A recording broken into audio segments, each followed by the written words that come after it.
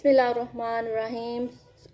یوم عاشورہ کے دن یعنی کہ 10 محرم الحرام کے دن ہم 6 رکعت نماز نفل پڑھیں گے، اور وہ اس طرح پڑھیں گے کہ سورۃ فاتحہ کے بعد ایک مرتبہ سورۃ شمس پڑھنی ہے، ایک مرتبہ سورۃ وظائف پڑھنی ہے، ایک مرتبہ سورۃ اذا زلزلت زلزالہا، اور اس کے بعد سورۃ اخلاص پڑھنی ہے۔ اور یہ نفل جو ہم نے پڑھنی ہے یہ نماز اشراق کے ٹائم پڑھنی ہے، اور اس کے بعد پڑھنے کے بعد اب ہم سجدے میں جائیں گے تو 7 مرتبہ سورۃ کافرون پڑھیں گے۔ سورۃ کافرون پڑھ کے جو بھی ہماری حاجت ہوگی ہم وہ دعا مانگیں گے اور سچے دل سے مانگیں گے۔ جب ہم سچے دل سے اور جتنے یقین کے ساتھ مانگیں گے اللہ تعالیٰ ہماری وہ حاجت پوری کرے گا انشاءاللہ۔